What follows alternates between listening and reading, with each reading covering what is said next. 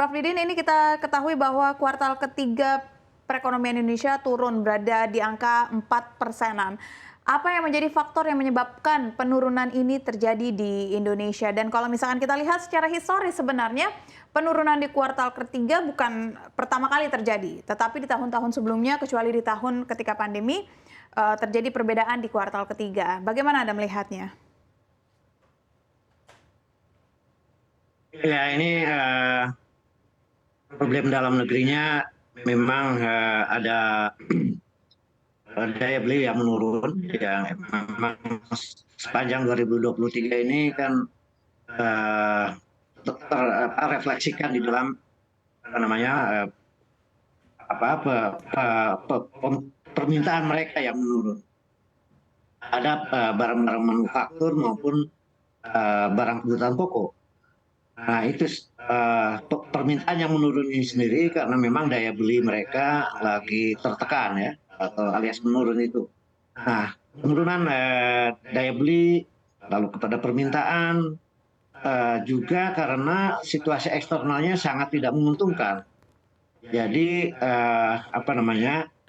perang Rusia Ukraina belum usai, lantas kemudian disusul oleh perang baru Palestina Israel ya, dan kemudian ini tentu saja menimbulkan disrupsi juga terhadap pasok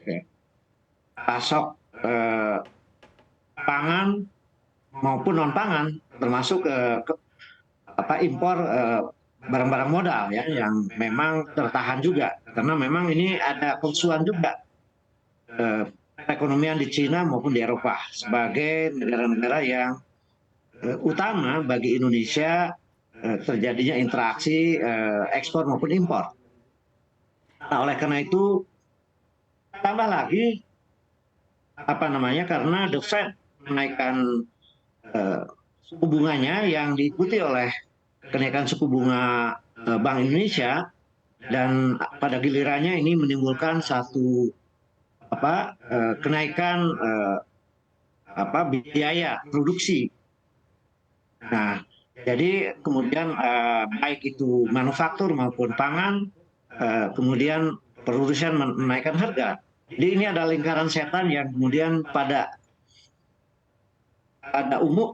gilirannya secara totalitas kemudian yang dikorbankan adalah perekonomian yang tadi digambarkan bahwa sekarang di bawah 5%, 4,9 sekian persen, dan pada gilirannya juga kemudian konsumsi ya itu juga dicerminkan menurun. Nah, ini kemudian bagi perekonomian nasional adalah sesuatu yang harus dipecahkan ya, harus dipecahkan. Ya, baik Prof. Didin, saya ingin ke Mbak Maesaroh. Kalau Prof. Didin menyampaikan memang sebenarnya ada penurunan dari jajannya masyarakat kita, karena memang lingkaran setan ini mulai dari faktor eksternal, lalu suku bunga BI yang akhirnya mengekor kebijakannya The Fed, walaupun sebenarnya The Fed masih terpantau masih menahan suku bunganya begitu ya. Lantas sebenarnya penurunan ini memiliki dampak apa kepada masyarakat?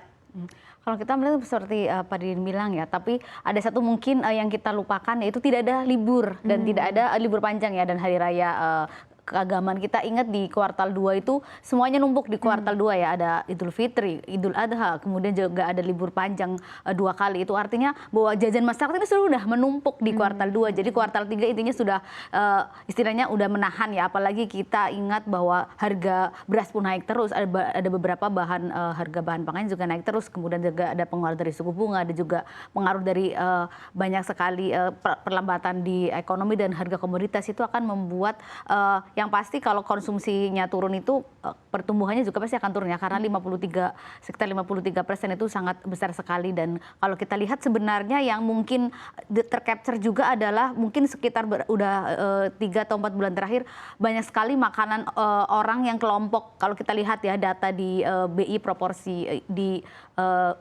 antara tabungan dan kemudian konsumsi serta cicilan itu, masyarakat mungkin yang kelas ekonominya di kelompok pengeluaran 1 sampai 2 juta, kemudian 3 sampai 4 itu sudah menguras tabungan mereka untuk konsumsi. Artinya sebenarnya ini konsumsi naik tapi untuk hal yang penting-penting aja ya, kan harga pangan sudah naik, bahwa ada yang berkurang di sana, daya kemampuan belinya sudah berkurang di sana. Dan kalau kita lihat sebenarnya inflasi mungkin tidak terlalu tinggi dibandingkan tahun kemarin, tapi kan dampak dari yang dulu-dulu juga pasti orang akan terasa. Tidak mungkin yang langsung kuartal 3 akan kuartal 3, tapi pasti ada dampak sebelumnya yang terjadi yang akhirnya menumpuk, dan ketika mereka sudah, orang-orang tuh udah habis-habisan nih jajan di kuartal 2, kita lihat ada lumayan yang turun drastis itu di pakaian alas kaki, kemudian dari restoran dan hotel. Saya kira itu wajar ya, karena ketika pakaian alas kaki pasti akan melonjak di kuartal 2 ketika ada lebaran, orang beli baju dan sebagainya. Iya, saya ingin kembali lagi ke Pak Didin. Pak Didin,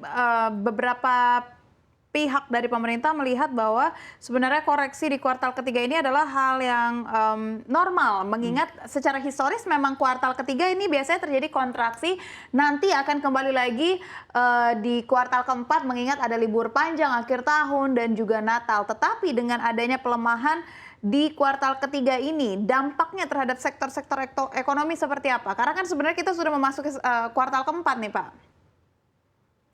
Iya, kalau dalam prediksi beberapa pihak ya, ini yang dikhawatirkan karena mungkin kompleksitasnya bertambah juga, bahwa penurunan daya beli ini akan berlanjut. Pertama, penjelasannya adalah bahwa ternyata The Fed itu belum akan berhenti untuk menaikkan Suku bunga. tingkat bunga mereka, karena target mereka itu inflasi yang masih di atas 3% itu harus diturunkan sampai 2%. Ini akan mempengaruhi tentu saja tingkat bunga BI dan kemudian biaya produksi di dalam negeri karena perbankan akan menaikkan juga. Nah, ini ketahanan ini akan berpengaruh ya. Di samping juga bahwa faktor eksternal yang menumpuk ini, dua perang besar, kemudian juga di tingkat nasional bahwa ini kan situasi eksternal ekonomi politik ya juga kurang menguntungkan, menimbulkan ketidakpastian, kemudian orang menahan belanja pun karena kehati-hatian, khawatir ya terhadap dampak dari ketidakpastian politik yang bisa aja berujung, katakanlah salah satunya yang dikhawatirkan kan ada chaos.